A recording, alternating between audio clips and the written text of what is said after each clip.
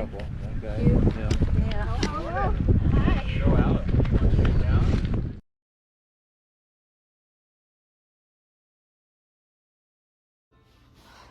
Down.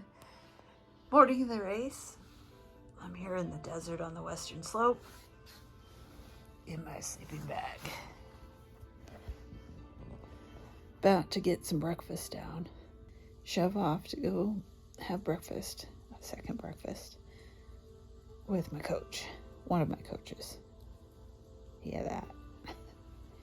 Anyway, I like to start the morning, like every morning, relaxed, taking my time, making sure I got everything ready to go, not feeling frantic.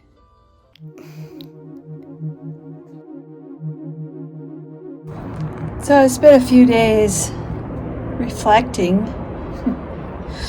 on the race that happened over the weekend. Leading into the race, nothing was going right. Literally everything from issues with my bicycle to logistical issues of trying to get out there. Where I stayed wasn't where I thought I was staying. Like, there were so many things, and I ignored all the signs that maybe I shouldn't race. Probably within 2 minutes, I knew that the day was over for me in terms of trying to be competitive that day.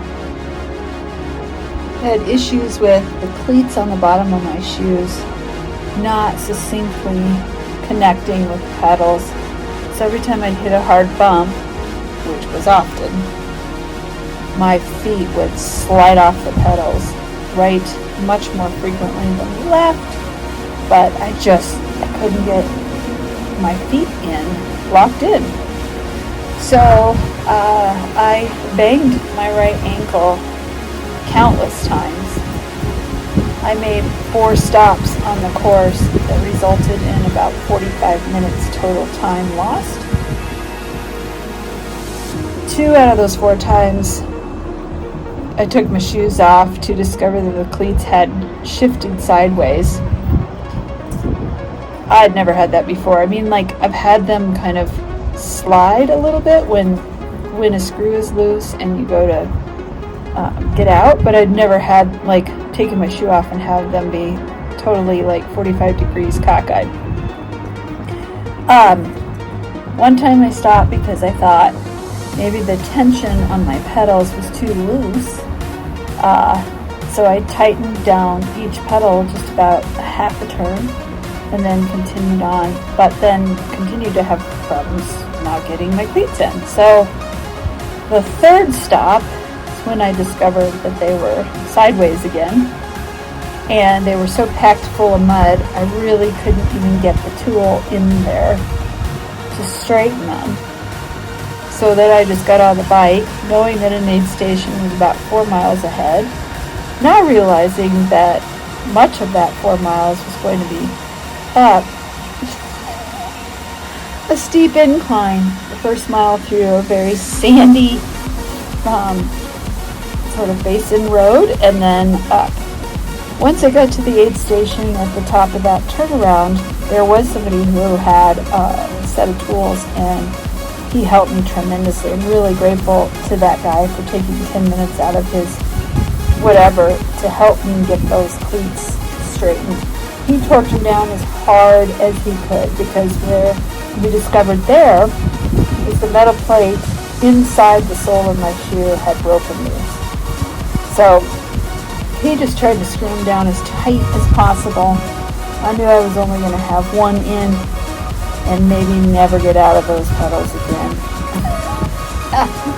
And I'm really glad I had contact with my pedals at last, because that 3 miles going downhill would have been really pretty hairy without having my cleats working with my pedals.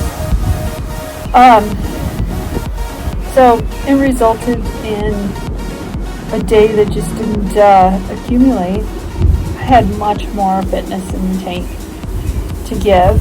I felt like I really could have ridden that course so much faster, but I really was exhausted at the end, having fought just to stay on the bicycle and keep it upright. When you have nothing to connect your feet to the pedals and you're just sliding off with every bump and whacking your ankle, there's not a lot of stability to the bike and you really can't make progress. Lessons. When there are signals that are like, I mean, I went through so many fences, you guys. I should have listened. I was having the same problem with my cleats with the mountain bike shoes, and I switched to kind of a crossover shoe that does both. I've called Garmin and gonna have to go through all the hoops. Something's wrong with the spring tension on those pedals.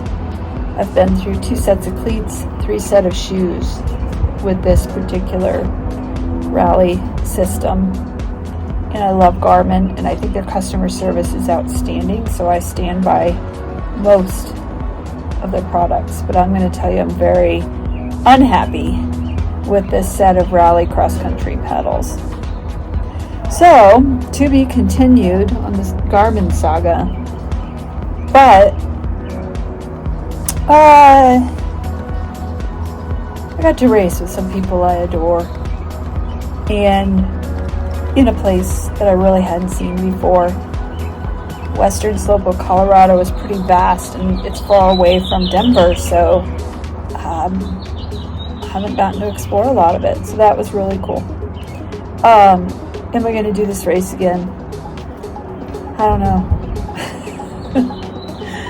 I would say out of all the gravel races I've done, Pratt was harder, but simply because it was twice as long, actually a little bit even more so, and we had like obsessive wind that day.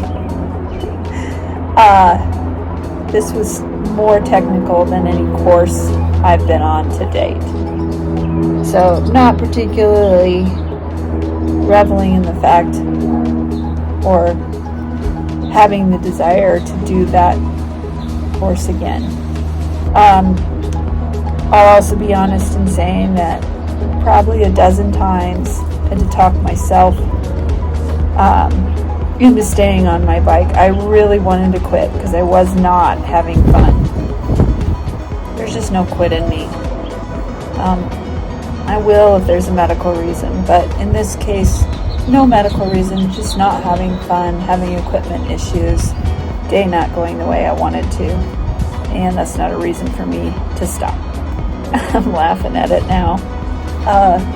So yeah, I mean, there's things to take away from it that were enjoyable, particularly laughing at the misfortune of my day.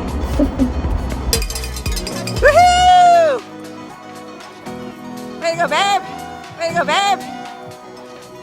Way to go, babe! No, yes.